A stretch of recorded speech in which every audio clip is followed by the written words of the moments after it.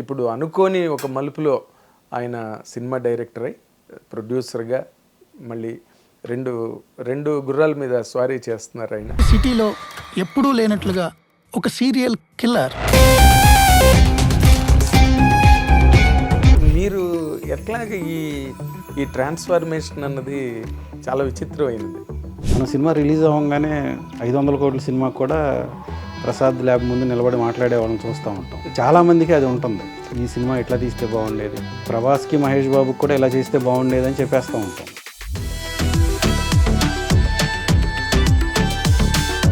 నేను ఏదో కొన్ని సినిమాలకు రాశారు, బోరింగ్ అని, డోంట్ గో అని, అసలు ఇలాగే పెట్టేశారు కిందన సినిమాలకి.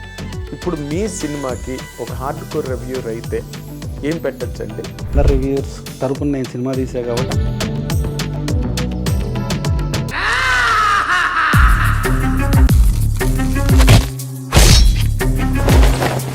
ఆపరేషన్ రావ్. దీనిలో బిగ్గర్ ఛాలెంజ్ ఏదండి మీకు? డబ్బులు పెట్టడమా, మీ కొడుకుని హీరోగా మీరు డైరెక్ట్ చేయడమా, అసలు మీరు డైరెక్ట్ చేయడమా? అంటే కంపారిటివ్గా మూడిట్లో డబ్బులు స్పెండ్ చేయడం డెఫినెట్గా డిఫికల్ట్ టాస్క్. అది మనకి ఈ బిజినెస్ గురించి పూర్తిగా తెలవదు, అవగాహన లేదు. మీరు చాలా పెద్ద స్వీపింగ్ స్టేట్మెంట్ ఇచ్చారు మొన్న మీ ట్రైలర్. దీంట్లో రాజమౌళి కూడా చూపించని పాయింట్ నేను చూపించాను. రాజమౌళి గారు ఆయన బాహుబలిలోనూ ఇంకో దాంట్లోనూ ఆయన ఏమో ఇలాంటి దృశ్య రూపాలు అద్భుతమైన ఇవి చూపించారు, కానీ మనుషుల తాలూకా ఆలోచనలు చూపించలేదు కదా. ఇప్పుడు మీరేంటి విక్టిమైజ్ చేస్తున్నారా? మీడియా వాళ్ళందరూ ఈ పాలిటీషియన్స్కి కొమ్ము కాస్తున్నారు. దీని న్యాచురల్గా మీడియా హౌస్లో ఏం జరుగుతుంది, ఒక జర్నలిస్ట్ ఆవేశంగా ఒక ఇన్సిడెంట్ని ఐడెంటిఫై చేసి ఇన్వెస్టిగేట్ చేసి ఒక ఇష్యూ తీసుకొచ్చింది. అప్పుడు ఎడిటర్ ఏమంటాడు, నేను సీఈఓకి చెప్పాలంటాడు. సీఈఓ ఏమంటాడు, ఆగమ్మ మనకు చాలా ఇష్యూస్ ఉన్నాయి, మళ్ళీ చైర్మన్కి చెప్పాలంటాడు. అసలు ఈ సినిమా రిలీజ్ అయిన తర్వాత మీడియా మిమ్మల్ని మెచ్చుకుంటుందా, తిడుతుందా? జర్నలిజం అనేది రక్తం చూడని కత్తి లాంటిది.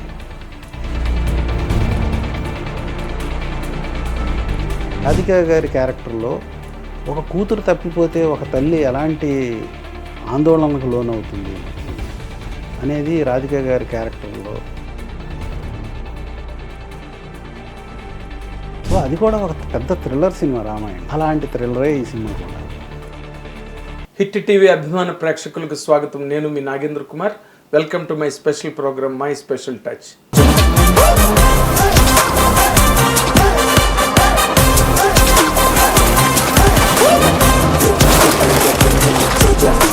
ఇప్పుడు నిజంగా దీన్ని స్పెషల్ టచ్ అనాలా, వెరీ స్పెషల్ టచ్ అనాలా అన్నది మీరే డిసైడ్ చేయండి. ఎందుకంటే ఇప్పుడు నేను ఇంటర్వ్యూ చేయబోతున్న ఈ గెస్ట్ చాలా ఒక విచిత్రమైన ట్రాన్స్ఫర్మేషన్. స్వీట్ మ్యాజిక్ అని ఒక విజయవాడలో ఒక స్వీట్స్ షాప్, పెద్ద ఎస్టాబ్లిష్మెంట్ విజయవాడలో రన్ చేస్తే అండ్ హైదరాబాద్లో కూడా పెట్టి ఇప్పుడు అనుకోని ఒక మలుపులో ఆయన సినిమా డైరెక్టర్ అయి ప్రొడ్యూసర్గా మళ్ళీ రెండు గుర్రాల మీద స్వారీ చేస్తున్నారు ఆయన. వాళ్ళ అబ్బాయి హీరో రక్షిత్ అట్లూరి. ఇప్పుడు వెంకట సచ్చి గారితో పాటు మనం ఇప్పుడు ఇంటర్వ్యూ చేయబోతున్నాం. ఎంజాయ్ చేయండి ఇన్ఫర్మేషన్ గురించి. నార్మల్గా నా డౌట్ అని నేను అన్ను, కానీ ఎందుకంటే చాలా కాలంగా నేను సినిమా ఇండస్ట్రీని చూస్తున్నవాడిని. రకరకాల ఇంట్రెస్ట్ ఉన్న వాళ్ళందరూ సినిమా ఇండస్ట్రీకి వస్తారు సార్. బేసిక్గా డబ్బులు ఉన్న వాళ్ళు ప్రొడ్యూసర్లు అవుతారు, సినిమాలు చేస్తారు. డబ్బులు లేని వాళ్ళు డైరెక్టర్లు అవుతారు, హీరోలు కానీ డైరెక్టర్లు కానీ. ఎందుకంటే వాళ్ళ దగ్గర హీరోలు అయితే ఒక ఇన్స్టింక్ట్ ఉంటుంది, డైరెక్టర్లు అయితే ఒక థాట్ ఉంటుంది. బట్ మీరు ఎట్లాగ ఈ ట్రాన్స్ఫర్మేషన్ అన్నది చాలా విచిత్రమైనది. అంటే కొంచెం యాక్సిడెంటల్గా రక్షిత్ హీరో అయ్యాడు. సో దాని తర్వాత మనం సినిమాలు చేసాం, పలాస అనే సినిమా చేసాము.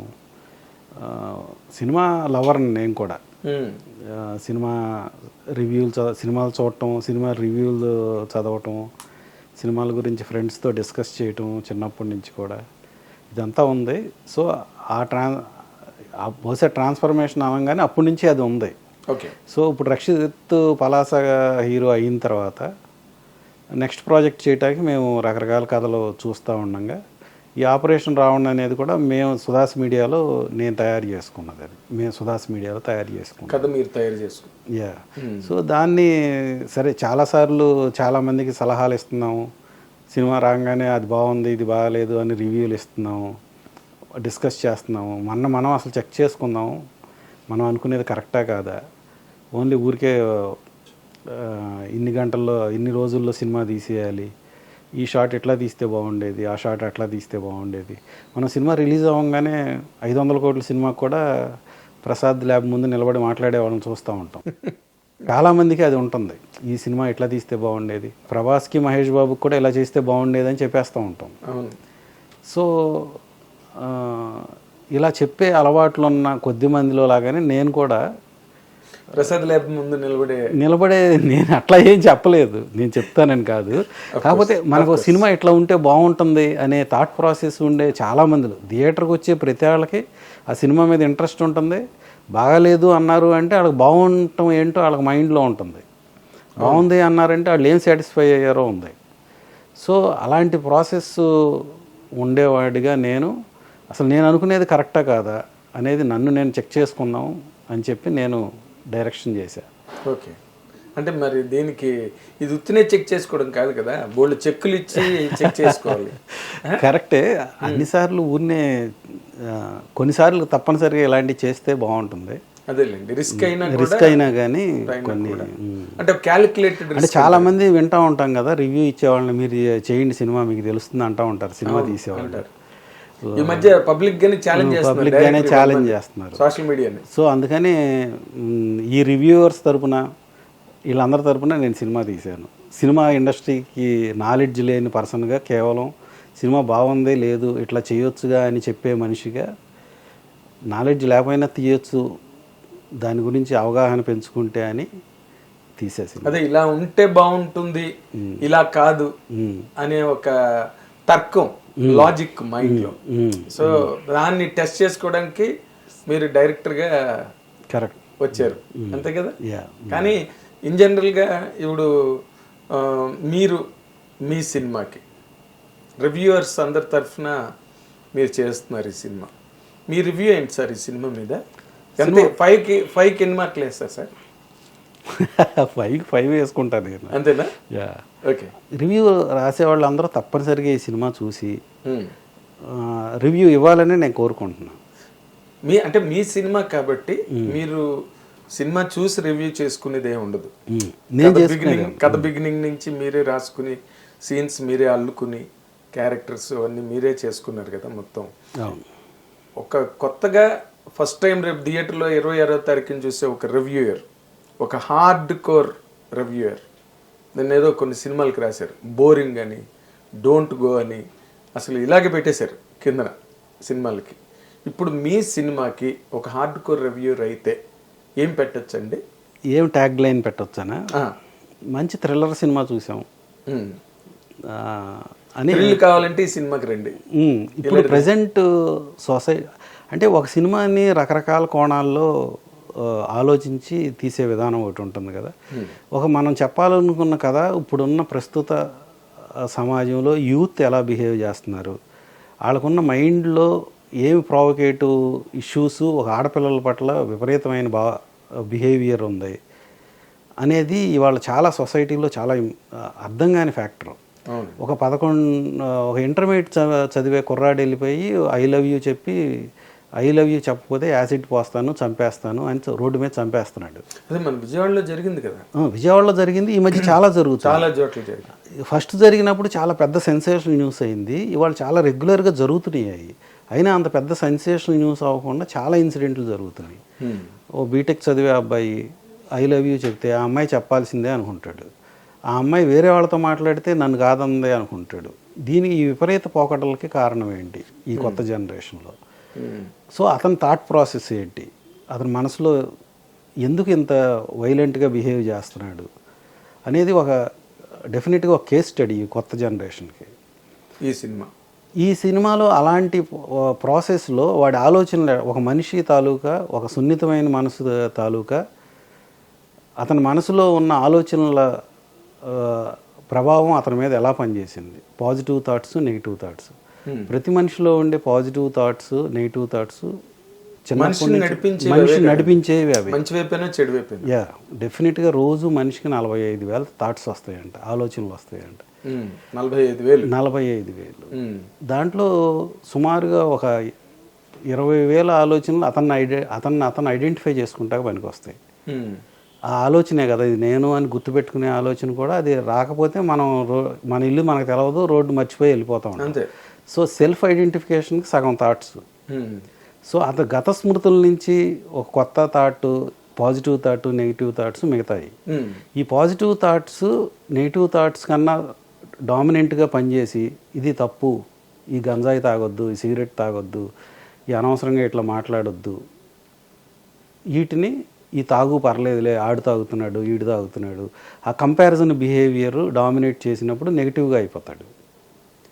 సో ఎప్పుడైతే కంపారిజన్ బిహేవియర్ లేకుండా, కంపారిజన్ బిహేవియర్ కూడా పాజిటివ్గా ఉంటే తప్పులేదు, కంపారిజన్ బిహేవియర్ మనకు లేని దాన్ని కావాలనుకునే కంపారిజన్ బిహేవియర్ మనిషిని కొంచెం ఇబ్బందికరమైన పరిస్థితికి నెడుతుంది. సో నేను ఈ క్యారెక్టర్లో విలన్కి ఎక్కువగా అతని థాట్ ప్రాసెస్, అతని నెగిటివ్ మైండ్, అతన్ని ఒక ఇన్సిడెంట్ తర్వాత నెగిటివ్ మైండ్ అతన్ని ఎలా డామినేట్ చేసింది, అతనిలో ఉన్న పాజిటివ్ థాట్ని ఎలా చంపేసింది అని ఒక విజువల్గా చూపిస్తున్నాను. మన థాట్ని మనం గ్యారంటీగా మనకు తెలవంది మన థాట్ని మనం చూడం, మన మైండ్లో ఎప్పుడు అది ఉంటుంది కానీ చూడం. బహుశా మనం గూగుల్లో ఎతకలేనిది మన థాట్. సో ఆ థాట్ని మనం ప్రత్యక్షంగా మన ఆలోచనను మనం చూడటమే మెడిటేషన్. మన ఆలోచనను మనం చూస్తామంటే మనం తెలుసుకోవడం, ఆలోచనను మనం గ్రహించడం. యా. సో ఆ ఆలోచనని ఒక దృశ్య రూపం ఇచ్చి, ఈ ఆలోచనలు ఇలా కొట్టుకుంటున్నప్పుడు వీటిని మనం ఎలా కంట్రోల్ చేయాలి అనేది అర్థం కావాలని దానికి ఒక విజువల్ ఇస్తున్నాను. Visual presentation. ఓకే. కానీ మీరు ఒక ఇది పెట్టారు కదా, ఒక క్యాప్షన్, మీ ఆలోచనలే మీ శత్రువులు అని. అంటే ఇప్పుడు మీరు సినిమా చేయడం అన్నది మీ ఆలోచన. కరెక్ట్. మీకు శత్రువా మిత్రుడా? అది ప్రస్తుతానికి మిత్రుడు అనుకుంటున్నాను. అది శత్రువు అవునో కాదో ముందు ముందు తెలుస్తుంది. అంటే అన్లెస్ అదర్వైజ్ మనకు హోల్నెస్ ఆఫ్ ద ఇష్యూ తెలవకపోతే ఏది పాజిటివా నెగిటివా అనేది తెలవదు, చెప్పలేము, తేల్చలేము. కరెక్ట్, అదైతే కరెక్ట్ అండి. అది ఏ లెవెల్లోనైనా ఏ యాంగిల్లోనైనా అది కరెక్ట్ మీరు చెప్పింది. అయితే నార్మల్గా ఇప్పుడు మీరు ఒక సినిమా చేయడంలో మీకు డిఫరెంట్ ఛాలెంజెస్ ఉన్నాయి. ఒకటి డైరెక్టర్ అవ్వడం, 2 సినిమాకి ప్రొడ్యూసర్గా డబ్బులు పెట్టి సినిమా చేయడం, 3 కొడుకుని డైరెక్ట్ చేయడం. 3 ఛాలెంజెస్ మీకు కదా. దీనిలో బిగ్గర్ ఛాలెంజ్ ఏదండి మీకు? డబ్బులు పెట్టడమా, మీ కొడుకుని హీరోగా మీరు డైరెక్ట్ చేయడమా, అసలు మీరు డైరెక్ట్ చేయడమా? డబ్బులు పెడతామే యాక్చువల్గా బిగ్గెస్ట్ ఛాలెంజ్. డైరెక్షన్ చేయటం అంటే నేను ఒకసారి అనుకున్న తర్వాత, స్టోరీ ప్రాపర్గా తయారు చేసుకున్న తర్వాత డైరెక్షన్ అంత నాకు టఫ్గా ఏం అనిపించలేదు. అంటే కంపారిటివ్గా మూడిట్లో డబ్బులు స్పెండ్ చేయటం డెఫినెట్గా డిఫికల్ట్ టాస్క్. అది మనకి ఈ బిజినెస్ గురించి పూర్తిగా తెలవదు, అవగాహన లేదు కాబట్టి అది డిఫికల్ట్ టాస్క్. ఓకే. బట్ మీరు ఇంతకుముందు చేస్తున్న వ్యాపారం దాంట్లో నాకు రెగ్యులర్గా ఏంటి ప్లస్ మైనస్ ఏం చేయాలి తెలుసు కాబట్టి అది నాకు తెలిసిన బిజినెస్. అది అదే స్వీట్ మ్యాజిక్ నుంచి సడన్గా హాట్ మ్యాజిక్లోకి వచ్చారు. అంటే ఏది కొత్తగా చేస్తామన్నా ఇన్ని డిఫికల్టీస్ ఉంటాయండి. ఈవెన్ స్వీట్ మ్యాజిక్లో కూడా ముందు చాలా ఫేజెస్లో డిఫికల్ట్ సిచ్యువేషన్ నుంచే బయటకు వచ్చాం. సో ఇక్కడైనా కానీ డెఫినెట్గా ఏది కొత్తగా ఏది చేయాలన్నా సరే ఎటువంటి వాళ్ళకైనా డిఫికల్ట్ సిచ్యువేషన్స్ ఫేస్ చేయకుండా వస్తే రావటం అవ్వదు. వచ్చిన దాని అంటే రాట్ తేలరు, దాని గొప్పతనం కూడా తెలియదు. అంటేలేండి, అలా జస్ట్ లైక్ దట్ వస్తే దాని వాల్యూ తెలియదు కదా. అయితే మీరు నార్మల్గా స్వీట్ మ్యాజిక్ అనేది స్టార్ట్ చేసిన తర్వాత ఆ ఇనిషియల్ డేస్లో మీరు చాలా స్ట్రగుల్ అయ్యి ఉండొచ్చు. బట్ ఇప్పుడు ఒక స్వీట్ మ్యాజిక్ మర్చెంట్గా మీరు స్టేజ్కి వచ్చారు. అంటే డబ్బులు గట్ట బాగా సంపాదించి సినిమా తీసే వరకు వచ్చారంటే పలాస కూడా మీదే కదా, సొంత ప్రొడక్షన్. ఇప్పుడు మళ్ళీ ఇంకో సినిమాకి వచ్చారంటే ఇందులో అక్కడ సక్సెస్ఫుల్గా ఉన్న మీరు ఇప్పుడు ఇక్కడ ఈ సినిమా తీయడంలో మీరు ఫేస్ చేసిన ప్రాబ్లం ఏంటండి? సినిమా తీయటానికి టైంకి మేము అనుకున్న టైంలో తీసేసాం. ఈవెన్ రాధిక గారు, చరణ్ రాజ్ గారు, TV5 మూర్తి గారు, రఘు కుంచే, రాకెట్ రాఘవ, కాన్షి గారు ఇలాంటి సీనియర్ యాక్టర్స్ రాధిక గారు చాలా చాలా మంచి కాంబినేషన్ ఉంది మీ సినిమా. సో ఇంతమందితో మేము అనుకున్న టైంలో 36 days 37 daysలో తీసాం సినిమాని. సో దీంట్లో ఇంకా ఫైటింగు, కంటైనర్తో పెద్ద చేజింగ్ ఎపిసోడ్ తీసాము. ఓన్లీ ఫైట్ మాస్టరే 15 రోజులు ఫైట్లు తీసాడు. అబ్బా. సో అయినా మేము అనుకున్న టైంకి అనుకున్న బడ్జెట్లో ఆల్మోస్ట్ కంప్లీట్ చేసాం. సో మా రక్షిత్తో వేరు ప్రాజెక్టులు ఉండటం వలన వాళ్ళ కోసం నేను సినిమా ఆగాను రిలీజ్కి. ఓకే. సో ఇప్పుడు రిలీజ్కి రేపు 26 సో మీరు హీరోతోనే ఎక్కువ ప్రాబ్లం ఫేస్ చేశారు. హీరోతో ఏం ప్రాబ్లం ఫేస్ చేయలే. ఆ ప్రొడ్యూసర్లు వాళ్ళు వేరే 2 సినిమాలు చేస్తున్నారు కదా, వాళ్ళు రిలీజ్ కోసం అంటే నేను ఆగాను అనమాట. అదే ఇప్పుడు మీ అబ్బాయి అయినా మీరు హీరోగా యాక్సెప్ట్ చేయక తప్పలే, ఎందుకంటే ఇంకో ప్రొడ్యూసర్ చేతిలో ఉన్నాడు. కరెక్ట్. వాళ్ళు కంప్లీట్ అవ్వకుండా మీరు చేసుకోలేరు కదా. అవును. ఎంత ఫాదర్ అయితే మాత్రం. అవును. అవును. ఏరోప్లేన్ మీద మీరు డ్రైవ్ చేయలేరు కదా. పద్ధతిలో కనుక ఆలోచిస్తే మీరు ఈ వ్యాపారంలో అడుగు పెట్టినప్పుడు పలాస మీకు ప్రాఫిటబుల్ వెంచరేనండి? ప్రాఫిట్. పెట్టిన డబ్బులన్నీ ప్రాఫిట్ వచ్చింది. Only profit. అదే పెట్టుబడి అంతా వచ్చింది మనకి. అది మొదటి ప్రాఫిట్. అవును. ప్రాఫిట్ వచ్చిందా సినిమా మీద? ప్రాఫిట్ పెద్దగా రాలా. ఓకే. అప్పుడు కరోనా పెట్టిన డబ్బులు వచ్చినాయి. కరోనా టైం కదా అది. కరోనా టైంలో సినిమా సెకండ్ వీక్ రన్ ఆగిపోయింది, థియేటర్లు మూసేశారు. సో అందుకని తర్వాత ఓటీటీకి ఇచ్చాము. ఓటీటీలో మనం అనుకున్నట్టుగా మీకు కంఫర్టబుల్గా బయటకు వచ్చారు. ఇప్పుడు ఈ సినిమా బిజినెస్ చేశారండి? ఈ సినిమా ప్రస్తుతం జరుగుతుంది, టాక్స్ జరుగుతుంది. ఓకే. మీరు ఈ కథని నార్మల్గా ఈ లవ్ స్టోరీలు చేస్తున్నారు, ఫ్యాంటసీలు చేస్తున్నారు, రకరకాల జానర్స్ వచ్చాయి కదా, మీరు ఈ జానర్ మీద ఎందుకంటే క్యాపిటలైజ్ అయ్యారు? అంటే ఇది పేరుకి సైకో థ్రిల్లర్ సినిమా లాగా ప్రజెంట్ చేస్తూ ఉన్నా కానీ ఇది మంచి హ్యూమన్ ఎమోషన్స్ ఉన్నది. ఇప్పుడు యూత్ తాలూకా భావజాలం, యూత్ తాలూకా బిహేవియర్ ఈ సినిమాలో క్లియర్గా ఉంటుంది. అంటే ప్రెజెంటేషన్ యూత్ బిహేవియర్ అంటే ఎరాటిక్గా ఉన్నారని చెప్తున్నారా? వాళ్ళ ఆలోచన విధానంలో వాళ్ళు అబ్నార్మల్గా ఎందుకు బిహేవ్ చేస్తున్నారు, ఒక చిన్న ఇన్సిడెంట్ని అబ్జర్వ్ చేసుకోకుండా ఎందుకు రియాక్ట్ అవుతున్నారు ఓవర్గా, ఆ రియాక్షన్ని వాళ్ళు ఒక చిన్న అనునయంతో సరిపోయేదాన్ని వాళ్ళు ఎందుకు అర్థం చేసుకోలేకపోతే, మన వాళ్ళు గోటుతో పోయేది గొడ్డల దాకా ఎందుకు తెచ్చుకుంటున్నారు, ఆ అబ్సెషన్లో ఎందుకు ఉంటున్నారు, నేను అనుకున్నదే అవ్వాలి అనే అబ్సెషన్ ఒక సైకిక్ ప్రాబ్లంకి దారితీస్తుంది. దాని నుంచి ఎలా యూత్ ఎలా బయటపడాలి, దానికి చిన్న రీజన్ లాజిక్ ఏంటి, దీన్నే మనం జనాలకి ఏమి ఎడ్యుకేట్ చేద్దామని దీని గురించి మీటింగ్ చెప్పడం అని కాదు, ఓవరాల్ సినిమా చూసినప్పుడు ఓ చిన్న ఇష్యూకి ఎందుకు ఇంత సఫర్ అయ్యింది టోటల్ ఫ్యామిలీ, ఇంతమంది జనాలు ఎందుకు సఫర్ అయ్యారు అని ఒక బాధపడతానే ఎండ్ అవుతుంది సినిమా. అదే ఇంతమంది ఎందుకు విక్టిమ్స్ అవుతున్నారు అనేది, ఒక ఫ్యామిలీ అంతా ఇంత చక్కగా గ్రో అయిన ఫ్యామిలీ ఎందుకు ఇంత డిస్టర్బ్ అయిపోయింది ఈ ఇన్సిడెంట్తో అనేది. మీరు చాలా పెద్ద స్వీపింగ్ స్టేట్మెంట్ ఇచ్చారు మొన్న మీ ట్రైలర్. రాజమౌళి కూడా చూపించని పాయింట్ నేను చూపించాను. అంటే అంత స్ట్రాంగ్గా ఎందుకు అన్నారండి? అంటే రాజమౌళి గారు తెలుగు ఇండస్ట్రీని చాలా చాలా ఎక్కడికో తీసుకెళ్ళిపోయి 1000 కోట్ల సినిమా దీన్ని చేశారు. కానీ ఊరికే ఒక రిఫరెన్స్గా సరదాగా అన్నా నేను. కానీ ఏంటంటే నా ఉద్దేశం మన ఆలోచనల్ని మన ఎదురుగా చూపించడం అనేది ఒక కొత్త థాట్ ప్రాసెస్. ఆ ఆలోచనకి దృశ్య రూపం ఇస్తే అయ్యా ఒక మనలో ఉన్న కామానికి, క్రోధానికి, మోహానికి, అసూయకి, వాటికి రూపం ఇస్తే అవి ఎట్లా ఉంటాయి, ఎలా కనపడతాయి మనకి. మనం మనుషులు మానవత్వం ఇవన్నీ మాట్లాడుతున్నాం. మనలో ప్రేమని ఒక చక్కటి నెమలి పింఛంలాగానో లేకపోతే ఒక కృష్ణుడు ఒక రెఫరెన్స్ ఇచ్చాడు ప్రేమమయంగా. ఆయన బట్టలు ఆయన ఒక చక్కటి రూపాన్ని, ఒక ప్రేమమయ రూపాన్ని కృష్ణుడిగా చూపించారు మనకి. ఒక విలన్ రూపాన్ని రావణాసురుడిగా అతనికి 10 తలలతో చూపించారు. దాన్నే నేను కూడా మన ఆలోచనలు కూడా ఇలాగే ఉంటాయి. మన పాజిటివ్ ఆలోచనల తాలూకా రిఫరెన్స్ ఒక కాషాయ వస్త్రాలతో, ఒక దళిత ధవళ వస్త్రాలతో ఒక అద్భుతమైన రూపంగా ఉంటుంది. మన నెగిటివ్ ఆలోచనలు ఒక యానిమల్ ఇన్స్టింక్ట్తో యానిమల్ ఒక్కొక్క యానిమల్లోంచి ఒక బ్యాడ్ ఇన్స్టింక్ట్ని తీసుకుంటే అది ఏ రూపంలో ఉంటుంది, ఎర్రగా, క్రోధంగా, అలాంటి క్రూరంగా, అలాంటివి అలా నెగిటివ్ థాట్స్కి అలాంటి రూపాన్ని ఇచ్చి చూపించాను. సో మన ఆలోచనలు ఎలా ఉన్నాయి అనేది మనం గమనించకపోతే వచ్చే ప్రాబ్లమ్స్ అనేది స్ట్రాంగ్గా ఇప్పుడు కొత్తగా మళ్ళీ ఒకసారి చెప్పాలని నా ఉద్దేశం. అంతా మన మైండ్లోనే ఉంది. దానికి రాజమౌళి గారిని ట్యాగ్ చేశారు ఎందుకు? రాజమౌళి గారు ఆయన బాహుబలిలోనూ ఇంకో దాంట్లోనూ ఆయన ఏమో ఇలాంటి దృశ్య రూపాలు అద్భుతమైన చూపించారు, కానీ మనుషుల తాలూకా ఆలోచనలు చూపించలేదు కదా ఆయన. అందుకని నేను ఆలోచనలు కూడా ఒక విలన్ను చూపించారు, విలన్ ఎంత దుర్మార్గంగా బిహేవ్ చేస్తాడో చూపించారు.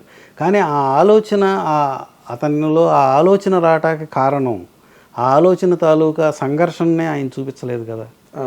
నేను ఆ సంఘర్షణ చూపించానని ఇది ఓన్లీ గొప్ప విషయంగా చెప్పట్లేదు, నేను ఊరికే ఒక సరదా రిఫరెన్స్ అంతే. సరదా అదేలేండి. ఇప్పుడు రాజమౌళి గారు కూడా చూపించలేదంటే 100% అది కరెక్టే మీరు చెప్పిన అనాలిసిస్. అంటే ఒక విలన్ అనేక రకాలుగా చూపిస్తున్నాం. వీడికి నాకు ఈ రాజ్యం నాకు కావాలి, వీడికన్నా నేను గొప్పవాడిని అవ్వాలి అని విలన్ బిహేవ్ చేస్తాడు. లేకపోతే ఓ డాన్ వచ్చి ఇక్కడ ఉన్న వాళ్ళందరూ నా మాట వినాలి, నేను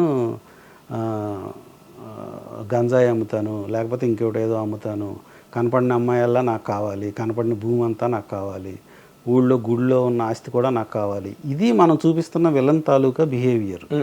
ఆ బిహేవియర్ వెనకమాలో ఉన్న అతని ఆలోచన ఏంటి? ఏ ఆలోచన లేకుండా బిహేవ్ చేయడు కదా.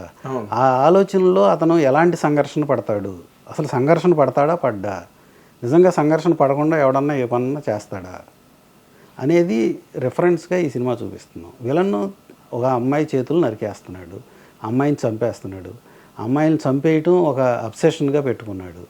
అలా పెట్టుకున్న వాడికి ఆడు ఊరికి జస్ట్ లైక్ దట్ చేస్తున్నాడా, అతన్ని ఆ సంఘర్షణకి అలాంటి ఒక అబ్నార్మాలిటీకి తీసుకెళ్ళిన విషయం ఏంటి, ఆ అబ్నార్మాలిటీకి వెళ్ళబోయే ముందు వాడు ఎలాంటి సంఘర్షణ పడ్డాడు, అది ఎంత చిన్న ఇష్యూనా పెద్ద ఇష్యూనా అనేది అతని తాలూకా బిహేవియర్, అతని ఆలోచన తాలూకా ప్రతిరూపంగా చూపించడం అతని యాక్షన్, అతను చంపటం ఇదంతా. అతని ఆలోచన జరుగుతున్నప్పుడు అతను పడే మదనాన్ని చూపించడం, అతని ఇన్సైడ్ మైండ్లో ఏమి ఫీల్ అయ్యాడు అనేది మనం చూపిస్తున్నాం దీంట్లో.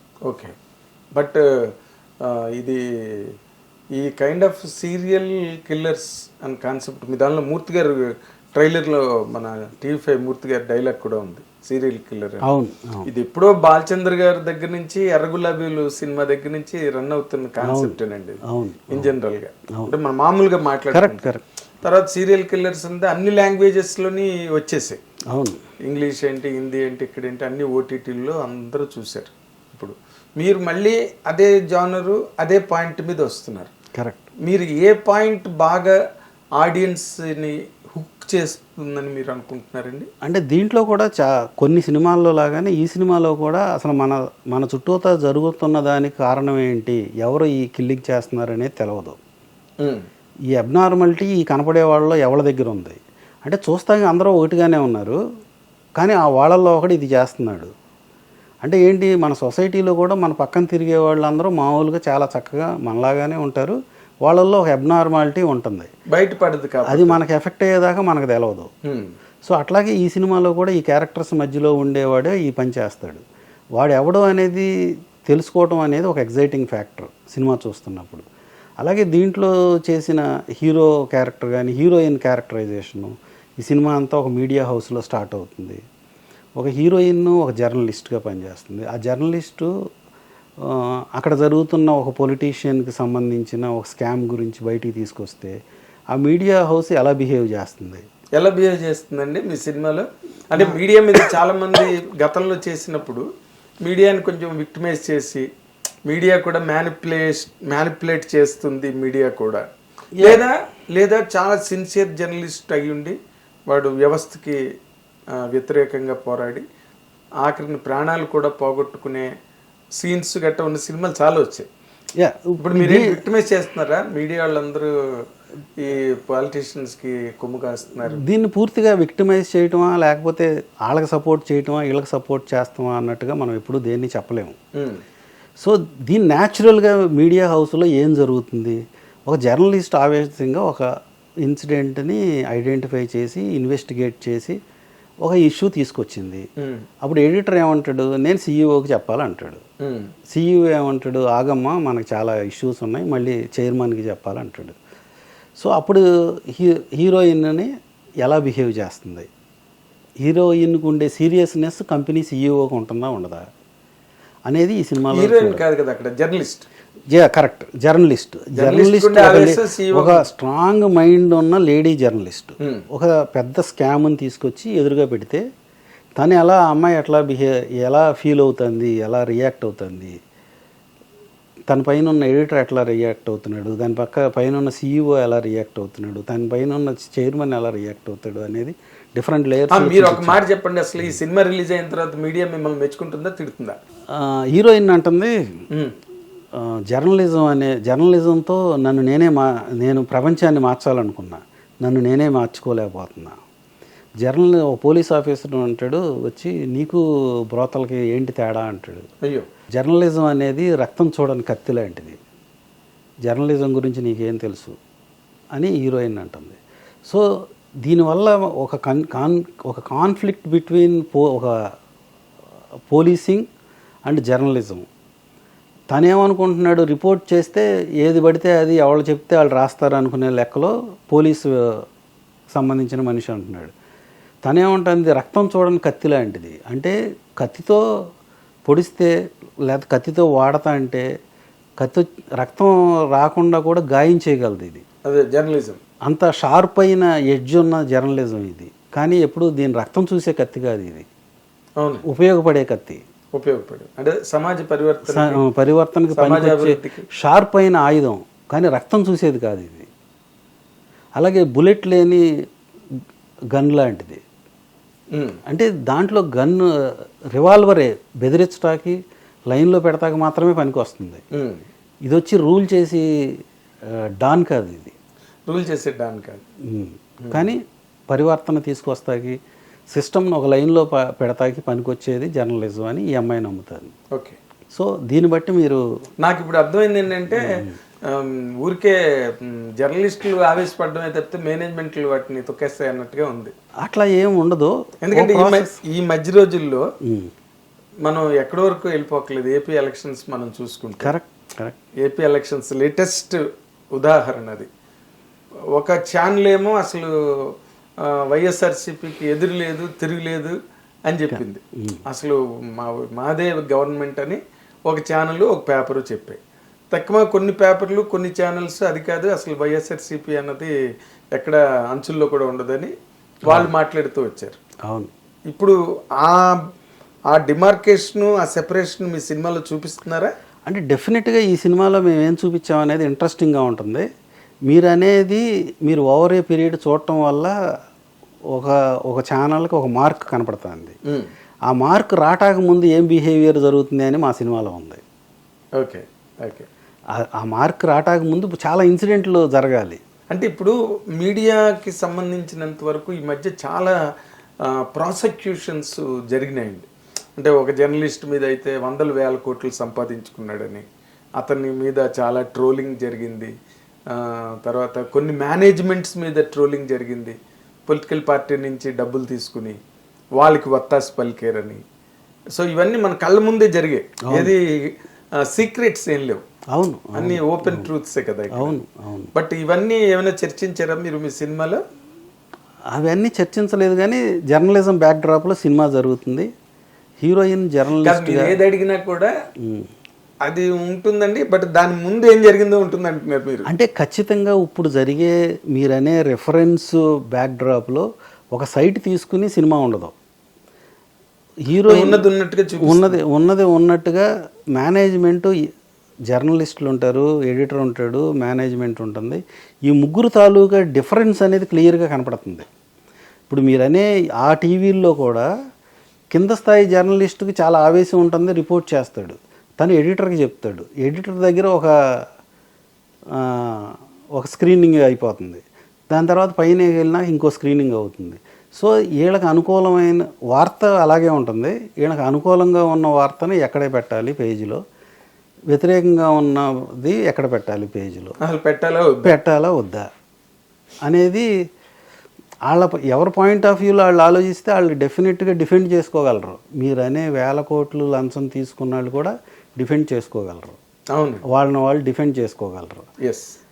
సో మనం ఒక 20 ఏళ్ల క్రితం చూసిన జర్నలిజంలో ఒక గవర్నమెంట్ పడిపోయింది.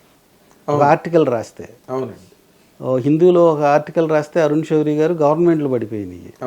తర్వాత రామ్ గారు రాస్తే గవర్నమెంట్ ఎన్ రామ్ రాస్తే గవర్నమెంట్ పడిపోయింది. అలాంటి జర్నలిజం ఇప్పుడు చూడటం అంటే చాలా అత్యాశ అవుతుంది. మనం అసలు ఎక్స్పెక్ట్ చేయొద్దు. అంటే ఇప్పుడు మీరు చెప్పిన దాని ప్రకారం అంటే అలాంటి జర్నలిజం ఎక్స్పెక్ట్ చేయడం అన్నది అత్యాశ అవుతుందన్న మాట అన్నారు. బట్ మీరు కాంటెంపరీ టైంలో తీసిన సినిమా, మన ఏపీ ఎలక్షన్ టైంలో కానీ జరిగినవన్నీ మనకి మధ్య జరిగాయి. దానికి తగ్గట్టుగా ఏమైనా మీరు సీన్లు గట్ట మార్చుకున్నారా మీడియా హౌస్కి సంబంధించి? లేదు, దానికి దీనికి సంబంధం లేదు. చీఫ్ మినిస్టర్లు గట్ట ఉన్నారా మీ సినిమాలో? చీఫ్ మినిస్టర్ లేరు.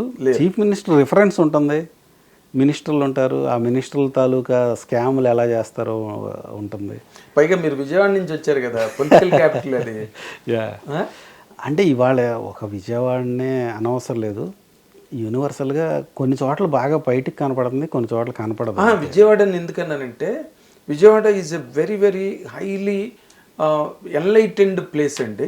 రాజకీయాలు వాటికి సంబంధించిన చాలా పరిణితి గల పరిపక్వమైన అంచనాలు కానీ లేకపోతే వాటి తాలూకు క్యాల్కులేషన్స్ అవి చాలా నిర్దిష్టంగా ఉంటాయి విజయవాడకి. మీరు అన్నట్టుగా నేను కూడా అదే భ్రమలో ఉండేవాడిని ఇంతకుముందు. చాలా తెలివిగల వాళ్ళు ఆంధ్ర వాళ్ళు, వీళ్ళు చాలా తెలివిగా మారటానికి చాలా కాలం వీళ్ళు బ్రిటిష్ రూల్లో ఉండటం మూలాన చాలా మెచ్యూరిటీ ఉంది వీళ్ళ దగ్గర, చాలా సైంటిఫిక్ అప్రోచ్ ఉంది, అందుకని వీళ్ళు చాలా బాగా డెవలప్ అవుతారు, అందుకని చాలా బాగా చదువుకుని ఎక్కడెక్కడికో వెళ్ళిపోయారు, చాలా మెచ్యూర్డ్ అని ఈవెన్ స్టేట్ డివైడ్ అయ్యేటప్పుడు కూడా ఇదే అపోహలో ఉన్నారు అక్కడ ఇక్కడ కూడా. కానీ తర్వాత చూసాం కదా వీళ్ళు ఎంత ఏమనాలో మరి నాకు తెలియదు. ఇవాళ కంపేర్ చేస్తే ఆంధ్ర చాలా చాలా వెనకబడిపోయి ఉంది. హైదరాబాద్ నుంచి విజయవాడ వెళ్తా అంటే అదేదో ఒక 6 సిటీ లాగా అయిపోయింది. దీన్ని ఎంతో ముందుకు తీసుకెళ్లాల్సిన అవసరం ఉంది. కాబట్టి అక్కడ వాళ్ళు తెలివిగలాళ్లే, తెలివి అన్నిసార్లు ఎందుకు అంత పప్పులో కాలేశారు మరి అంత తెలివైన వాళ్ళు? తెలివిగలాళ్ళు కూడా కొన్ని అతి తెలివి అయిందేమో మరి. అయ్యిండొచ్చు. అంటే నేను ఎందుకు మిమ్మల్ని అడిగానంటే ఇప్పుడు మీరు మీడియా అనే ఒక కాన్సెప్ట్ని మీరు సినిమాలో పెట్టారు కాబట్టి 100% మీడియాలో జరిగే అవకతవకలు ఉంటాయి, కొన్ని చాలా స్ట్రిక్ట్గా నమ్మి కమిటెడ్గా ఎవడు ఏం చేసినా సరే ఇదే నిజం అని రాసే పేపర్లు చెప్పే ఛానల్స్ ఉన్నాయి. సో ఈ కాంట్రాస్ట్ని చూపించారా అని నేను అడుగుతున్నా.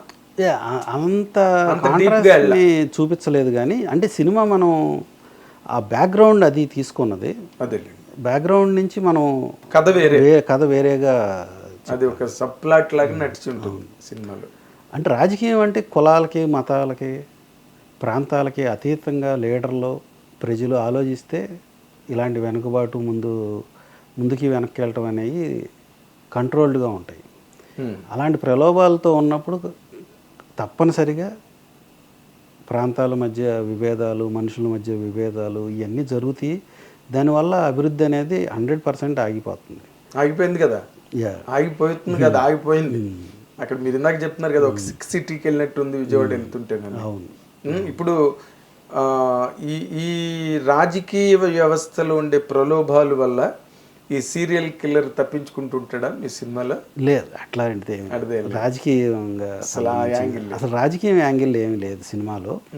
కథలో మామూలుగా రాజకీయ నాయకులు, పోలీస్, మన ప్రస్తుతం ఉన్న కాంటెంపరీ వ్యవస్థ రిఫ్లెక్ట్ అవుతా ఒక media, policing, politicians, normal people అందరూ కనపడతారు. అదే, అంతేగాని ప్రత్యేకంగా ఒక ప్రాంతానికి ఒకళ్ళు ఫోకస్డ్గా చేసి. బట్ మీరు సినిమా చెప్పేటప్పుడు ఒక డైరెక్టర్గా మీరు చెప్పేటప్పుడు ఒక సీరియల్ కిల్లరు వాడి ఆలోచనలే వాడికి శత్రువులు వాడిని మీరు అలాగే ఆల్రెడీ ట్యాగ్ చేశారు. అవును, వీడు విలన్, ఓకే, లాస్ట్లో తెలియచ్చు, పోల్చగలిగే ఇంటెలిజెంట్ విజయవాడ ఆడియన్స్ అయితే పోల్చలేరు అంటే మీరు విజయవాడే కదా, అందుకని తెలివితేటలుగా తప్పించుకున్నారు అన్నమాట. కానీ మీడియాదో, జర్నలిస్ట్దో, పోలీస్ డిపార్ట్మెంట్దో ఎవరో ఒకరిది తప్పు లేకుండా ఈ వ్యవస్థలో మీ సినిమాకి సంబంధించినంత వరకు తప్పించుకోవడం అనేది ఎలా జరుగుతుందండి? ఇప్పుడు పోలీస్ డిపార్ట్మెంట్ అయినా కొంత లోపభూయిష్టంగా ఉండాలి. అవును. మరి ఈ మధ్య జరిగిన ఏంటి ఏపీలో పోలీస్ డిపార్ట్మెంట్ ప్రలోభాల వల్లే కదా చాలా మంది లాక్ అయ్యారు, కొంతమంది యథేచ్ఛగా తిరిగారు. సైకో లాగా బిహేవ్ చేసే అతను, తెలివిగా బిహేవ్ చేసే అతను పోలీసులకి కనపడకుండా కొద్ది కాలం పాటు డెఫినెట్గా చేయటం అనేది మన సొసైటీలో చూస్తున్నాం. అవును. అది ఒక 2 సార్లు 3 సార్లు ఇన్సిడెంట్లు జరగగానే వాళ్ళకి దొరికే ప్రూఫ్స్ని బట్టి ఒక సైంటిఫిక్ అప్రోచ్తో పోలీసులు ఈ మధ్య చాలా ఎఫెక్టివ్గా పట్టుకుంటారు. సో మన సినిమాలో, ఈ సినిమాలో కూడా సైంటిఫిక్గా పోలీసులు అతన్ని ఎట్లా రీచ్ అయ్యారు అని చాలా ఇంట్రెస్టింగ్గా ఉంటుంది. అవునా? యా. అట్లాగే హీరో అసలు ఎలా పట్టుకున్నాడు వాళ్ళని అనేది చాలా చాలా ఇంట్రెస్టింగ్గా ఉంటుంది. Good good. సో అది ఎలా ఉంటుందంటే, ఒక రామాయణం తీసుకున్నాం అనుకోండి, సీతను తీసుకెళ్ళిపోయారు. రాముడు ఎలా రీచ్ అయ్యాడు? రాముడికి తెలియదు ఎక్కడుందో సీత తెలియదు. అతనికి ఎవరెవరు హెల్ప్ చేశారు? గరుత్మంతుడు హెల్ప్ చేశాడా? హనుమంతుడు హెల్ప్ చేశాడు? ఇంకెవరెవరు, ఎలాంటి ప్రాసెస్ జరిగింది? సో అది కూడా ఒక పెద్ద థ్రిల్లర్ సినిమా రామాయణం. అయ్యో, కరెక్ట్గా చెప్పారు, పెద్ద థ్రిల్లర్ అండి. అలాంటి థ్రిల్లరే ఈ సినిమా కూడా. గ్రేట్. అంటే మీ విజువలైజేషన్లో ఆ డెప్త్ ఏంటో మీకే తెలుసు కాబట్టి, but you are able to give a very best example. Ramayanam అనేది ఒక మంచి థ్రిల్లర్ నిజంగానే. అందుకనే మనం ఆపరేషన్ రావణ్ అని పెట్టాం. ఆ రావణాసురుని పట్టుకోవటం ఆ రామాయణం, ఈ రావణాసురుని పట్టుకోవటం ఆపరేషన్ రావణ్. అదే హీరో రాముడు అండి సినిమాలో. రాముడు లాంటాడు. రాముడు మంచి బాలుడు. మంచి బాలుడు. ఓకే. అంటే ఒక యాబ్సర్డ్ మీనింగ్లో సినిమా కనపడతా ఉంటుంది. ఓకే. రాముడా అంటే రాముడే, అక్కడ రాముడు వేరు, అడవిని రాజ్యాన్ని వదిలేసే పితృవాక్య పరిపాలన కోసం వెళ్ళాడు. అలాంటి రిఫరెన్స్తో ప్రజెంట్ ఎలా ఉంది అనేది ఒక డీప్ ఐడియాలజీలో ఉంటే ఈ రాముడు కూడా అలాగే కనపడతాడు. బాగుంది. మీరు బాగా మీ సినిమాని, మీ క్యారెక్టర్స్ని బాగా అనలైజ్ చేస్తున్నారు. ఇంకా మీరు తీసిన సినిమా ఎంత ఇంట్రెస్టింగ్గా ఉంటుందనేది 26వ తారీఖుని మీ అందరూ ఎంజాయ్ చేయడానికి ఉంది. కానీ ఇప్పుడు మీరు ఒక డైరెక్టర్గా మీరు మాట్లాడితే, రక్షిత్ హీరో ఈ సినిమా క్యారెక్టర్ ఎలా చేసాడండి? అంటే మీకు అనిపించిందా, లేదా ఏదైనా మళ్ళీ రీషూట్ చేస్తే బాగుండి అనిపించిన ఏమైనా ఉన్నాయా?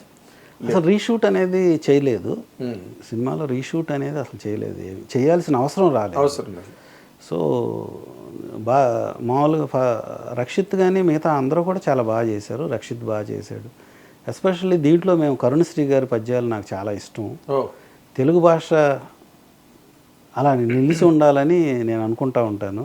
లేకపోతే మనకున్న ఎన్నో అద్భుతమైన గ్రంథాలు, మనకి ఉన్న పద్యాలు, కరుణశ్రీ గారు, జాషువా గారు, గురజాడ గారు, విశ్వనాథ్ సత్యనారాయణ గారు, ఇంకా ముందు ఎంతమందో తెలుగు అద్భుతమైన మహానుభావులు, వాళ్ళందరి సాహిత్యాన్ని మనం నెక్స్ట్ జనరేషన్కి ఈ భాషను కాపాడకపోతే ఇవ్వలేము.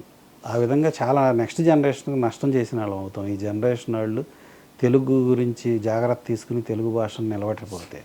సో కుంతుకుమారి పద్యాలు పెట్టారా ఏంటి? కరుణశ్రీ గారు. కరుణశ్రీ గారివి అది మీరు చూడాలి. అంతేనా? Good good. లేదులేండి, అలాంటి చిన్న చిన్న మీరు త్రివిక్రమ్ గారి సినిమాల్లో చూడండి, పాత పాటలు వినిపిస్తుంటాయి అక్కడ. రెక్కలు పరిచి రెపరెపలాడి పాట, కొన్ని పాటలు, అది ఆ చిన్న ఫ్లేవర్ బాగుంటుందండి ఆ సీన్ చూసే వరకు కూడా. మన రూట్స్ అవి. ఈ మధ్య రోజుల్లో అసలు కరుణశ్రీ అన్న మాటే మర్చిపోయాం. మళ్ళీ చాలా కాలం తర్వాత ఆ కరుణశ్రీ గారు అద్భుతమైన పద్యాలను రెండుటిని మన గురించి మనం తెలుసుకునే అంత మాటల్ని ఒక పద్యంగా ఎలా అద్భుతంగా ఆయన రాశారో ఆ పద్యాల్లో చూడండి. అది ప్రతి మనిషి వాడు చూసుకుంటాడు ఆ పద్యంలో. ఆ పద్యం చాలా చాలా ప్రాక్టీస్ చేసి రక్షిత్ సింగిల్ టేక్లో చేశాడు. మీరు బెస్ట్ పెర్ఫార్మెన్స్ అంటే నేను ఆ డైలాగులు చెప్పాడు, ఈ డైలాగులు చెప్పాడు, యాక్షన్ చేశాడు, అవన్నీ చెప్పలేదు. అవన్నీ కామన్ అనుకోండి. బట్ తెలుగు అనగానే తెలుగు పద్యం ఒకే ఒక పేరు గుర్తొస్తుంది, ఎన్టీ రామారావు గారు. సో ఈ పద్యంలో ఆ భావాన్ని అర్థం చేసుకోవాలి. ఆ భావాన్ని అర్థం చేసుకుని ఎక్స్ప్రెషన్ ఇస్తేనే ఆ పద్యం ఆ ఎలివేట్ అవుతుంది, ఆ పద్యం మీనింగ్ కళ్ళల్లో కనపడుతుంది, కమ్యూనికేట్ అవుతుంది. అది ఏమాత్రం చేయకపోయినా ఆ అద్భుతమైన పద్యాన్ని చెడగొట్టేసినట్టు ఉంటుంది. కరెక్ట్. సో 100% ఆ పద్యాన్ని చెడగొట్టకుండా చాలా నేర్చుకుని తెలుసుకుని చేసాడు అది. Great great real. తక్కువని అలాగే ఫైట్లు కింద పడ్డాలు మీద పడ్డాలు అవన్నీ అందరూ చేస్తున్నారు. హీరోలు అన్న వాళ్ళు చేసి తీరాలి, ఇంకా దానిలో మరి ఇంకా నో కాంప్రమైజ్. అవును. ఇప్పుడు ఇలాంటి పద్యాలు కూడా ఎడిషనల్ ఫ్లేవర్ అండి, అంటే ఆ కైండ్ ఆఫ్ ఆడియన్స్ ఉంటారు కదా. డెఫినెట్గా. అది కాకుండా ఇదేదో థ్రిల్లర్ సినిమా, ఇదే సైకోపాత్ సినిమా, దీంట్లో ఏంటి కొత్త అనే వాళ్ళకి దీంట్లో ఉండే ఒక ఇన్స్పిరేషన్ పాటలో ఒక ఇలాంటి ఒక అద్భుతమైన పద్యం, వీటి తాలూకా ఒక ఫ్లేవరు, మన ప్రస్తుత సొసైటీ యొక్క రూట్స్ అన్నీ ఈ సినిమాలో ఉంటాయి.